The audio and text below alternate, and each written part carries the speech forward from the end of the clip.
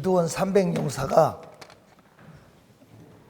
그 어마무시한 전과를 거두게 된 것은 그들의 무기가 나팔,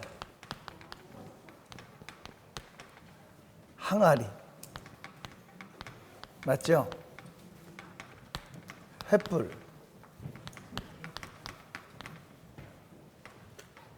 나팔을 불면서, 이게 첫 번째요, 항아리를 깨트리고, 두 번째, 세 번째가 횃불을 드러나죠. 사사기 7장 20절 한번 읽어보세요.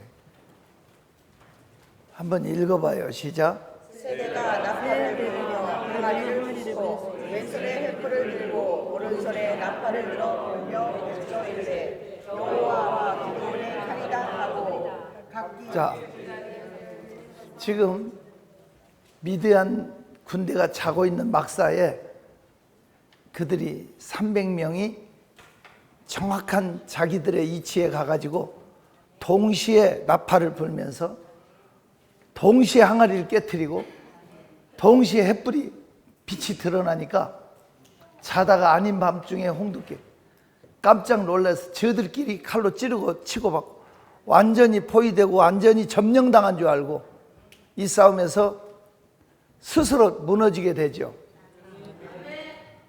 무기치고는 상상을 초월하는 무기죠.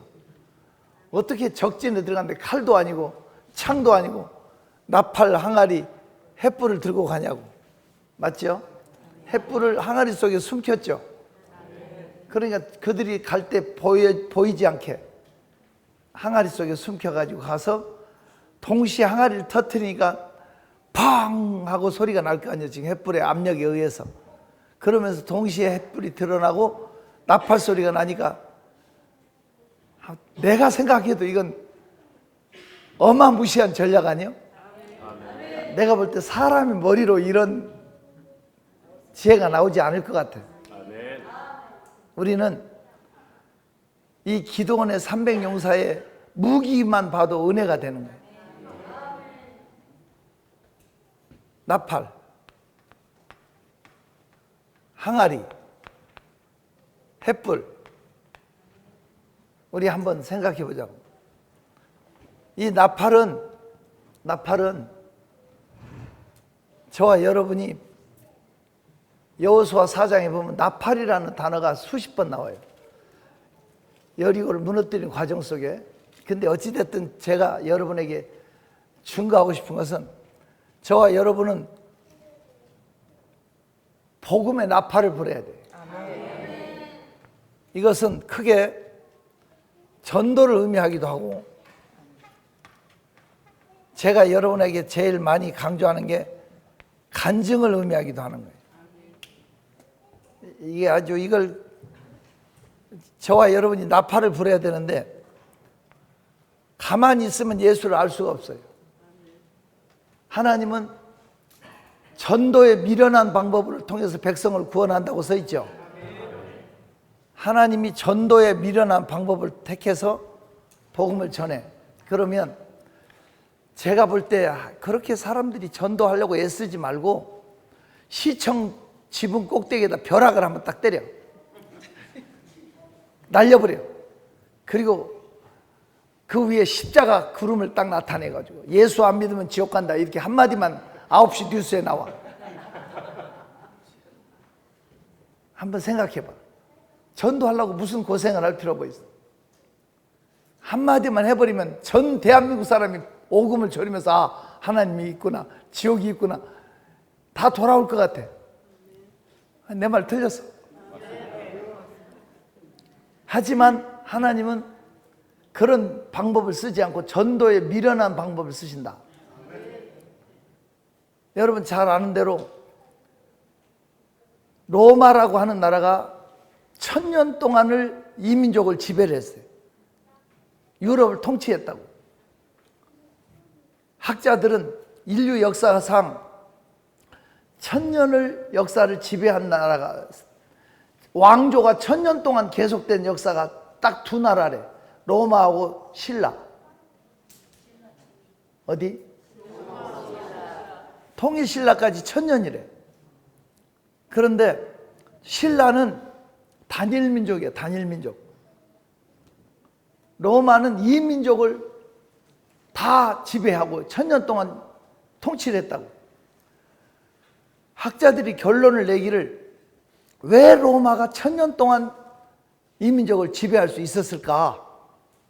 그 이유는 하나래. 종교에 대해서 관대했기 때문이래. 종교에 대해서 뭐예요? 관대했어. 로마가 종교인들을 건드려 놓으면 벌떼처럼 덤빈대. 목숨 걸고 투쟁한대. 그래서 지배할 수가 없대. 그래서 정치인들이 제일 무서워하는 집단이 종교인들을 건들면 안 된다는. 그래서 로마라고 하는 나라가 다른 민족을 지배하잖아요. 힘으로. 지배한 다음에는 그 지역의 모든 종교의 수장을 불러 초청을 해. 선물을 줘. 입이 찢어질 만큼 선물을 줘. 잔치를 배설해. 그래 놓고 이렇게 말해. 얼마나 노고가 많으시냐. 당신들을 존경한다. 당신들의 종교를 마음껏 포교를 해라. 단 1년에 하루만 로마 신을 섬겨다오. 그러니까 모든 종교인들이 환영을 해. 다 좋아해. 유일하게 기독교만 반대. 우리는 단 하루뿐만 아니라 단 한마디도 하나님을 부인할 수 없다. 그래서 모든 핍박을, 모든 집중을, 군사를 풀어서 기독교를 잔멸하려고. 그래서 로마는 기독교를 죽이려는 전략을 써. 로마 시를 새로 바꾸기 위해서 화재를 내로가. 폭동이 일어나니까 이건 기독교인들이 화재를 낸 거다 해서 공적으로 만들어요. 그래서 기독교인들을 잔멸하려고 로마의 10명의 황제가 기독교를 지긋지긋하게 괴롭혀. 그런데 놀랍게도 로마는 기독교 국가가 돼. 그래 안 그래? 여러분 잘 아는 대로 콘스탄티누스 황제가 반란군을 진압하기 위해서 군사를 몰고 나가죠. 반란군을 진압하려고 하지만 역부족이었습니다. 싸울 때마다 졌어요. 그가 터키의 전쟁신 사당에 들어가서 기도를 해요. 용기를 달라고. 그리고 사당에서 나오는데 석양 하늘에 글씨가 나타나. 이 표식으로 싸워라 하면서 표식이 나타나는데 그 표식으로 깃발을 만들어서 사기를 올려서 싸우는데 백전백승이야. 완전히 승리해. 적장이 살아서 배를 타고 도망가. 이건 잡을 수가 없어. 자기들은 육군은 강해도 수군은 약해. 그런 상황에서 돌풍이 일어나. 돌풍이 나가지고 배가 뒤집어져. 그래서 적장이 수염해서 나오는데 찔러 죽여. 완전히 소탕을 해. 여러분 서대문에 가면 독립문 있죠? 있어요. 가봐요. 이 독립문이 프랑스의 개선문을 보고 서재필 씨가 와서 만든 게 독립문이라고. 개선문을 보고. 프랑스의 개선문은 플로로마에 가면 콘스탄틴 개선문이 있어. 가보신 분 알 거예요. 그 콘스탄틴 황제의 승전 기념 개선문을 본따서 만든 게 파리의 개선문이야. 알아듣나? 그게 우리 독립문이라고. 독립문의 할아버지가 콘스탄틴 황제의 그 개선문인데, 그가 승리하고 돌아왔을 때 그 로마에서 그걸 콜로세움 옆에 바로 개선문 있잖아요. 거기도 안 가봤나?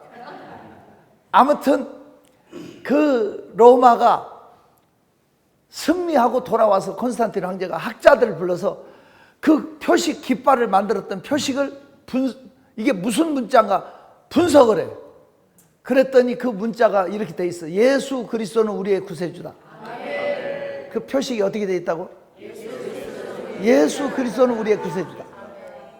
그래서 콘스탄틴 황제가 이제 기독교를 공인을 합니다. 공인. 이제 예수 믿으면 죽인다고 하는 걸 풀어서 예수 믿어도 된다고 공인을 해요. 그리고 그 손주 데오드리우스 황제 때 기독교를 국교로 만들어요. 이제는 예수 안 믿으면 죽인다 이렇게 된 거예요. 이게 기독교의 최고의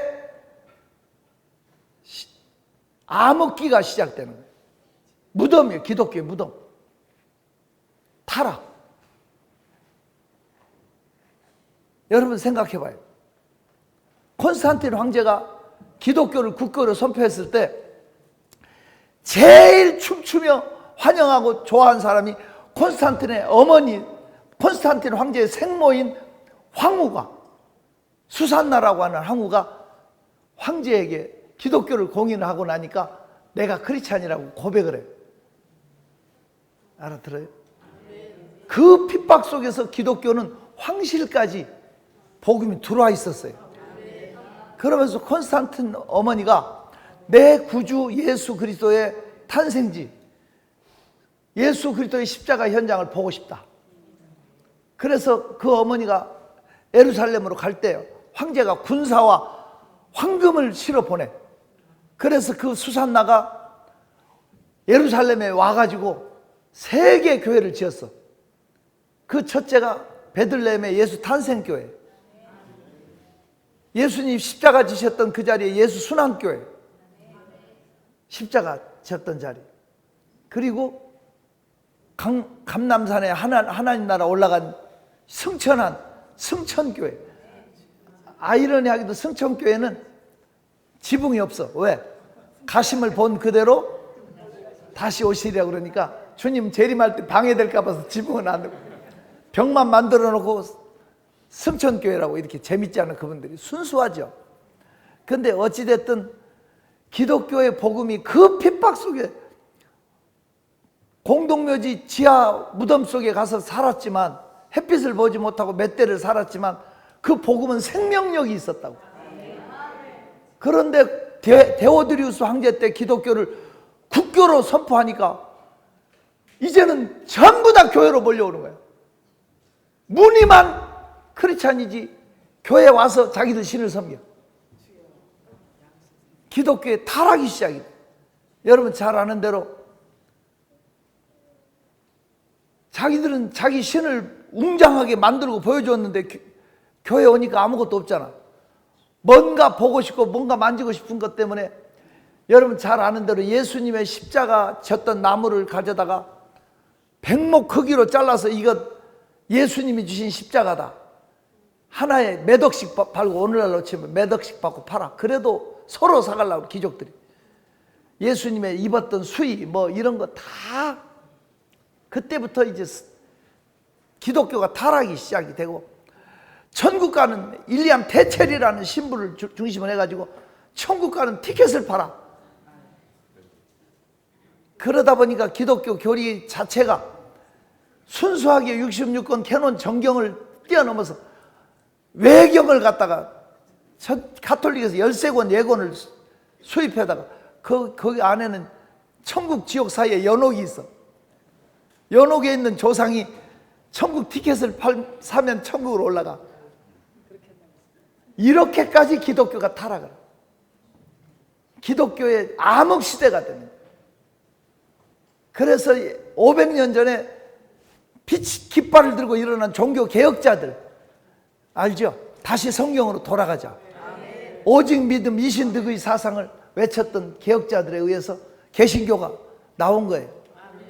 그냥 타락의 그 길로 계속 밀고 그걸 밀고 그대로 바벨론 니므롯 어머니 신앙 그것 때문에 성모 사상 이런 것들을 만들어 놓고 그게 원조입니까? 여러분 강물이 이렇게 흘러가는데 옆으로 새 가지고 뚝방이 무너져서 물이 새 나갔다고. 그러면 다시 뚝방을 쌓아서 원 물줄기를 잡았는데 어떤 게 잘못된 거예요? 물줄기를 새로 잡은 게 맞는 거예요? 새 나간 게 맞는 거예요? 한번 판단은 여러분이 해요. 우리는 지금 사도행전을 읽을 때 우리가 이질감을 느끼지 않아. 그대로 말씀대로 우리는 그대로 믿는 거예요. 어떤 게 잘못된 거냐고.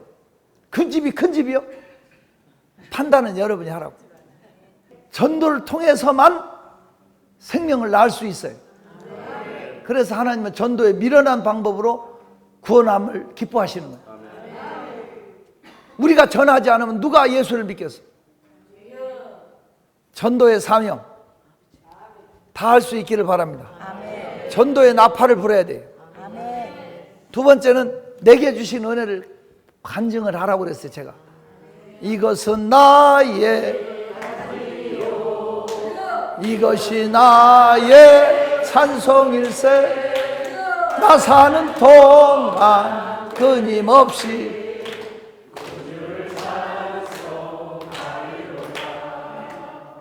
여러분 강물이 갈라지는 게 쉬워요? 바닷물이 갈라지는 게 쉬워요? 강물이? 둘 다 어려워. 나는 세숫대야 물도 못 갈라. 이것은 둘 다 하나님의 100% 기적이야. 요단강이 갈라졌어. 묘맥, 성경에 써있어. 묘맥 거두는 시기예요. 장마철이에요. 항상 강둑에 물이 넘쳤더라고 돼 있어. 계곡물도 넘치면 무서워. 강물이 범람할 정도로 많이 내릴 때 물이 끊어져. 한번 생각해봐. 그 물이 어마무시한 수억 톤의 물이 흘러내려오다가 어떻게 됐을까? 굳어버려 얼음처럼? 성경을 자세히 보면 그 어마무시하게 내려오던 물이 그대로 하늘로 위로 솟구쳐서 반대로 흘러가가지고 북방 사르돈 지방까지 범람했다고 써있잖아. 그 밑을 걸어오는 사람들의 스릴이 몇 점쯤 될까? 여러분 사실 홍해를 건널 때 그 감동이 며칠 간지 알아요? 3일 갔어. 3일. 출애굽기 15장 22절부터 3일 뒤에 마라의 쓴잔 앞에서 무너졌어. 원망했어. 아무리 큰 감격도 3일. 바다가 갈라진 것도 3일. 그래 안 그래? 하나님이 그걸 아시고 요단강을 건널 때는 그냥 건넌 게 아니라 강 중간에서 돌을 12개를 치해서 어깨에 매라고 써있죠. 맞죠? 다시 물이 흘러갑니다. 강물은 흘러갑니다. 어디를 흘러가? 제3한강교가 아니고 요단강을 흘러가. 흘러간 자국이 남아요? 안 남아요? 칼로 물백이라고 그랬잖아. 그런데 뭐는 남아있어요? 돌 12개가 남아있잖아. 그걸 가지고 가서 길갈이라고 하는 곳에, 길갈은 우리나라 호남 평야 같이 유일하게 이스라엘의 평야가 길갈입니다. 길갈에다 진을 쳤다. 이건 멍청한 짓입니다. 아주 멍청해요. 요새에 가서 안전한 지역에 가서 군대에 주둔을 해야지. 그런데 거기서 가나안 7집사를 다 정복하고 가나안 승리를 거둔 여호수아의 군사 주둔지가 길갈이었다고. 그 이유는 이 길갈에다가 12개 돌을 쌓았어. 길갈에 분명히 12개 돌을 세웠다고 그랬어. 그러니까 그들 이스라엘 군대는 아침 저녁으로 전투에 나가면서 뭘 볼까? 이 돌을 볼 때마다 무슨 생각이 들까? 요단을 가를 때 갈라졌던 거대한 그 기적이 생각이 날까 안 날까? 그래, 요단을 갈라주신 전능하신 하나님 오늘도 나와 함께 하신다. 껍데기로 막 사나이로 태어나서 할 일도 막 군가를 부르면서 막 나가도 겁은 나지. 그때는 육탄으로 싸우던 때니까. 오늘 살아 돌아오지 못하면 죽을 수 그렇지만 이 돌단을 볼 때마다 새록새록 기적이 생각나. 믿음이 다 젖어. 그러다가 이제 할아버지가 됐어. 이제 할배. 할아버지 손주가 물어. 이 돌이 뭐예요? 하고 물어. 얘야, 내가 어렸을 때 하나님의 언약궤 앞에서 요단강이 쫙 갈라질 때 네 할아버지가 이 돌을 어깨에다 메고. 애게 할아버지, 그런 거짓말이 어디 있어요? 어떻게 강물이 갈라져요? 이놈아, 이리 와라. 여기 세 번째 너네 유다지파 할아버지 이름 여기 써있지? 이름을 새긴 것을 보여주면서 후손들에게도 하나님의 기적을 대물림하는 여호수아 4장 5절 펴요. 여호수아 4장 5절 6절 같이 7절 읽어봐. 여호수아 4장 5절부터 시작. 그들에게 이르되 요단 가운데로 들어가 너희 하나님 여호와의 궤 앞에 서서 이스라엘 자손이 지파하신 대로 각기 불한 개씩 가져다가 얻게 되라. 계속.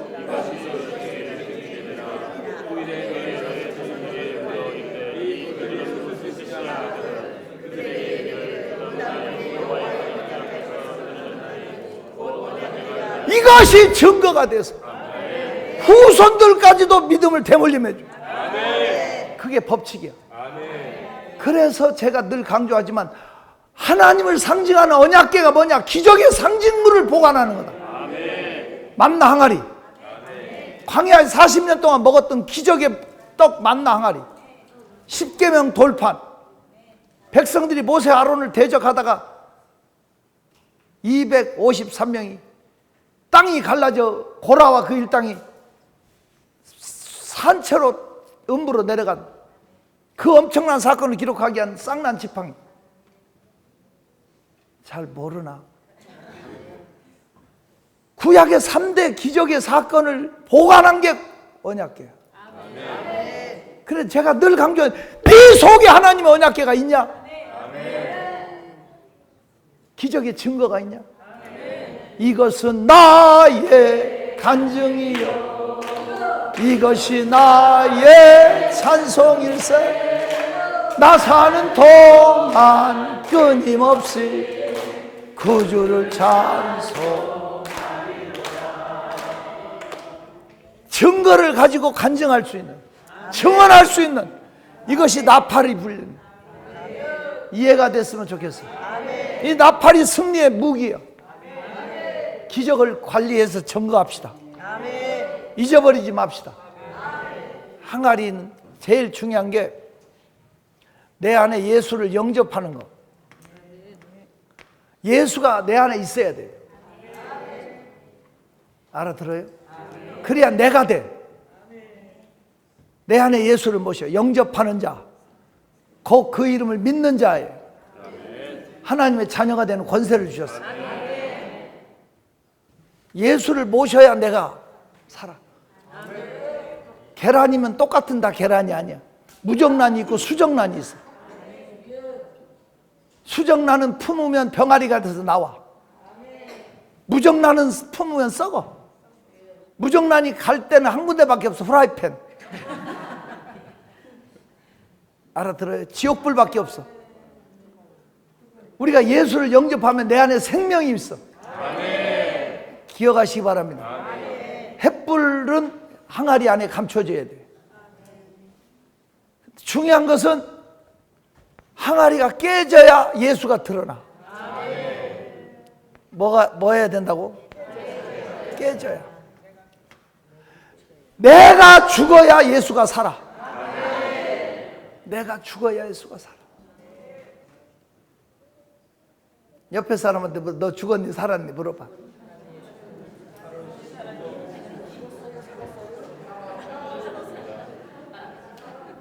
다른 사람의 말에 상처를 받고 시험이 들고 지 새끼가 나를 무시해? 저것이 날 우습게 알아? 이런 말을 할 때는 벌써 내가 교만하다는 거야.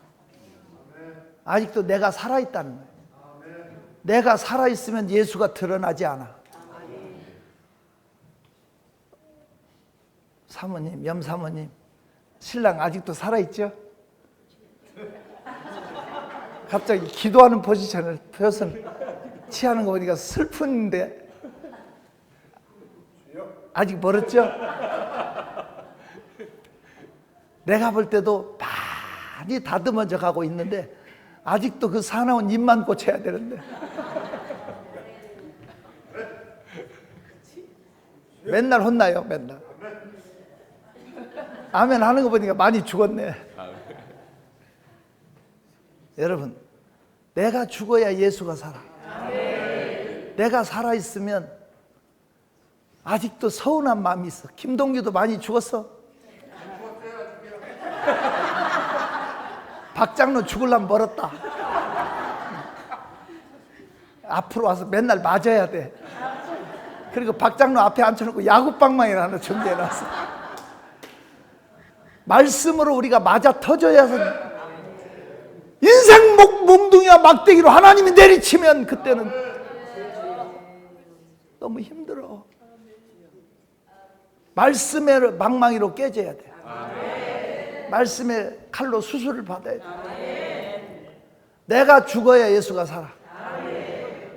내가 죽어야 예수가 살아. 나는 죽고 예수 살아. 최고 영광이야. 그래서 바울 사도 같은 사람이 나는 날마다 죽노라 그랬어. 나를 쳐서 제단 앞에 복종시키는 거야. 이 싸움을 계속해야 돼. 그래야 예수가 살아. 다시 옆에 사람 물어. 너 언제 죽을래?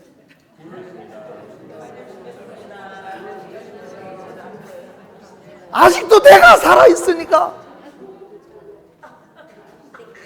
소금을 쳐도 미꾸라지 죽으면 가만히 있는데 파닥파닥. 그 잘 죽지도 않아요. 그거 미꾸라지. 내가 죽어야 예수가 삽니다. 항아리가 깨져야 불이 드러납니다. 항아리가 깨져야. 내가 죽지 않으면 내 가정에 평화가 없어요. 우리 남편 변화되게 주시옵소서. 개똥 같은 소리 하지 마. 하나님은 거기에 관심 없어. 네가 먼저 죽으라는 거야. 내가 변하면 내 가정은 바뀌어. 내가 우리 장로님들이 지금 내가 세운 장로가 47분이에요. 물론 지방에 내려가기도 하고 기도원 지키기도 하고 많이 흩어져 있기도 하지만 우리 장로님들 내가 바뀌어서 내가 우리 장로들을 만큼은 진짜 순종하는 훌륭한 장로로 만들어서 24 장로, 하나님 장로석에 앉게 만들어줘야지. 내가 그런 결심을 하고 장로들을 한번 바꿔보려고 하다가 일찍 깨달았어. 내 자식도 못 바꾼다. 내 마누라도 못 바꾼다. 절대 성격은 안 받아. 내가 그걸 깨닫고 얼른 정신 차리고 내가 그 다음에 장로를 바꾸지 않으니까 내가 바뀌어야 되겠다. 내가 바뀌어야 되겠다. 그냥 그들은 하나님께 맡기고 포용하고 내가 어떻게 박장로를 바꾸겠어. 근데 하나님 때리기 전에 말씀으로 깨져야 얼른 살아. 근데 요새 정신 많이 차렸는지 무슨 계약을 하면서 큰 계약을 다 하면서 나한테 문자를 보냈어. 둘이 연합해서 무슨 사업을 하는데 모든 수입의 11조를 하나님께 먼저 바치겠다고 계약서에 썼더라고. 그래서 좀 될 것 같다 이런 느낌이 와. 근데 내가 장로들을 바꾸려다가 얼른 깨달았고 내가 바뀌어야 되겠다. 그래 제가 이제 우리 교회 처음 이제 건축할 때 애국에 나가 있었더니 시에서 주차장이 되기 전에 차를 댔다고 그걸 다시 원위치 하려는 거예요. 그래서 석분을 걷어내고 농토로 바꿔서. 그런데 주일날 차 댈 자리가 없으니까 다시 또 석분을 깔았더니 또 다시 엎으라고. 허가를 안 내주겠다고. 교회가 복잡한데 나는 애국에 나가 있다가 2달 만에 왔어. 그랬더니 우리 장로 한 분이 우리 교회는 힘든데 목사는 편하게 애국 나가 있다고. 그런 목사를 우리 교회에서 받아주지 말자고. 이 사람 저 사람한테 도장 받으러 다닌 거야. 근데 누가 도장을 안 찍어주니까 제가 그 당시에 김포공항에 내렸는데, 그때 김포공항, 우리 장로님이 김대성 목사님 환영합니다 피켓을 크게 길쭉하게 들고 양손으로 들고 열렬하게 나를 환영하더라고. 야, 이럴 수가. 어떻게 이렇게 나를 열렬하게 환영하? 기분 좋더라고. 교회 오니까 누가 알려줘. 저 사람이 그러게 다녔다고. 도장 받으러 다녔다고. 나는요, 지금까지 모른 척했어. 다른 감정 하나도 없었어. 우리 교회 사기치고 돌아가셨는데, 돌아가시기 전까지 그런 장로를 내가 생활비 줬어. 개인적으로 품어줬어. 내가 품으니까 지금 바람난 개처럼 돌아다녀도 우리 장로님들이 날 품어주더라고.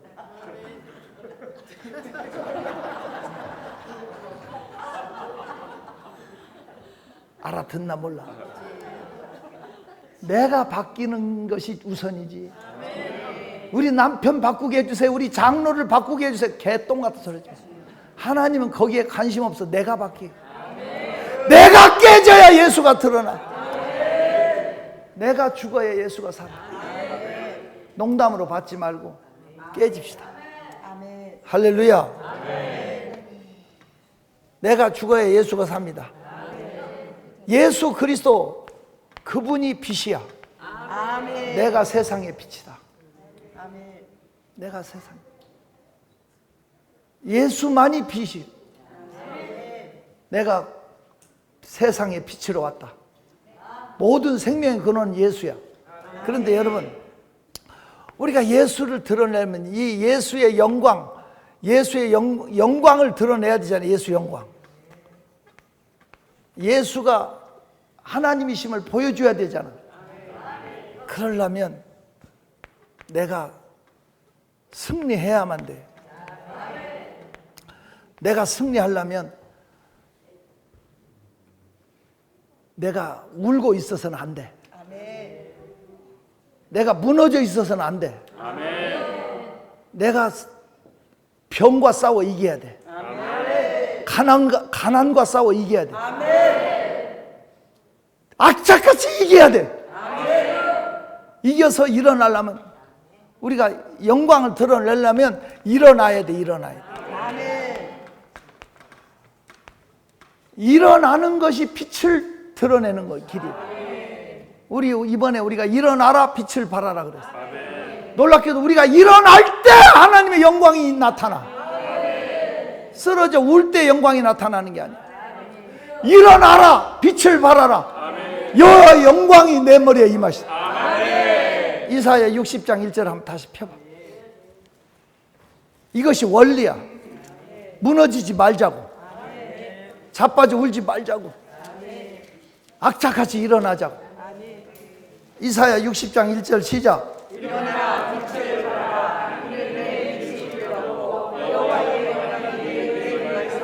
그렇습니다. 일어나야 하나님의 영광이 드러나. 여러분 이깁시다. 일어납시다.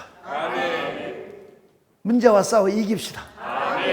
가난과 싸워 이깁시다. 질병과 싸워 이깁시다. 일어나라 빛을 발하라. 이 빛이, 햇불은 예수의 빛을 상징하는 빛으로 오신 예수. 이삭처럼 하나님을 분명하게 보여주려면 일어나야 돼. 일어나야 돼. 갈릴리 소명교회가 부흥돼야 돼. 일어나서 하나님 영광 드러내. 맞죠?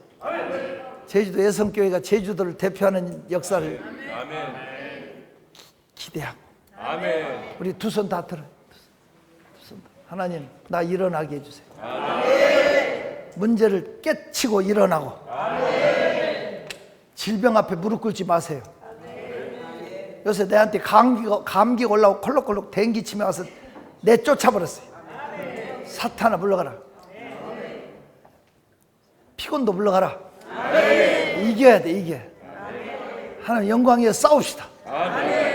주여 삼창 목숨 걸고 일어날 사람은 적당히 기도하지 말고 목숨 걸고 간절히 기도하겠습니다. 주여 삼창 기도합니다. 주여 주여! 주여! 할렐루야. 하나님 내 말씀 되게 하소서. 내 말씀 되게 하소서. 사도행전을 다른 말로 하면 성령행전이라고 하는데, 놀라운 성령의 역사가 사도행전에서 이루어졌던 것을 계속 이어가자. 뭘로? 기도로. 왜? 구하는 자에게 성령을 주시지 않겠느냐. 기도 없이는 성령의 역사가 없거든요. 그래서 기도행전은 움직이는 기도라고 생각하는 게 잘못된 겁니다. 사도행전을 이어가는 성령의 표적을 나타내는 운동이죠. 한국교회 꺼져가는 기도의 불씨가 다시 살아나고, 이 기도행전을 통해서 한국교회가 다시 힘을 얻어서 우리 믿음의 사람들의 운동장, 영적인 운동장은 기도원입니다. 마음껏 기도하고 마음껏 찬양하고 하나님과 만나는 영적인 공간을 기도원에서 제공합니다.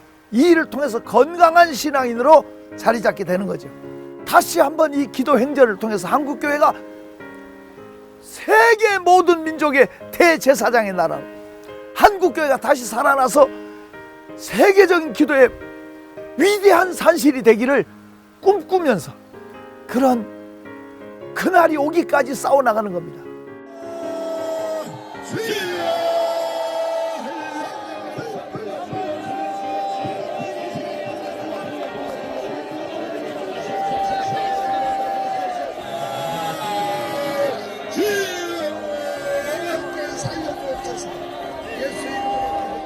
샬롬.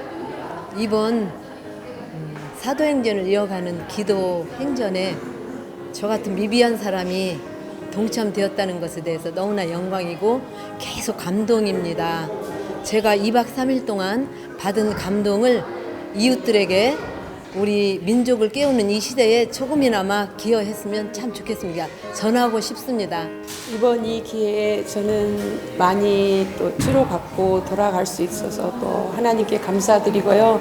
기도 행전을 통하여서 또 이렇게 동력이 되어서 또 나라와 또한 교회를 위해서 또 기도할 수 있는 동력이 되었고, 또 더 나아가서 이제 복음 전하고 또 많은 영혼을 살리는 데 기여하겠습니다. 감사합니다.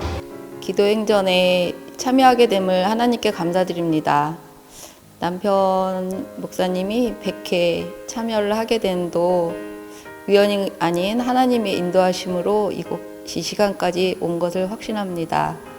그 가운데에서 많은 변화가 있었고, 또 교회를 개척하게 되었고, 그리고 매주 가는 그 설레이면서 나가는 그 뒷모습을 보면서 분명히 하나님이 살아계심을 알게 되었고 체험하고 있습니다. 할렐루야. 정말 기적입니다. 2024년 7월 13일 날 처음으로 기도행전에 참여했는데, 오늘 드디어 100회차 매주 2박 3일 목금토를 전국의 10여 개의 기도원을 순례하면서 기도와 찬양과 말씀과 또 은혜로 정말로 성령 충만한 그런 일정들을 소화했습니다. 대충 따져보니까 100회차가 식사를 한 800개 한 것 같고요. 목사님 설교도 한 900회 들은 것 같고, 매주마다 전국을 한 1300km, 100회 하니까 한 26만 km를 뛰었더라고요. 정말로 제 인생에서 버킷리스트, 영순이었던 것을 제가 실질적으로 진행했다고 생각하니 모든 것이 하나님의 은혜이고 또 하나님께 영광 올려드립니다. 249차 기도행전은 위대한 행전이었습니다.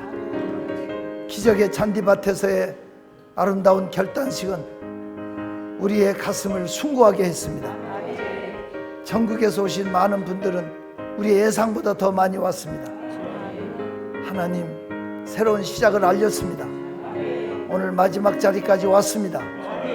하나님 새로운 역사를 기대합니다. 이들이 있기에 한국교회는 살아있습니다.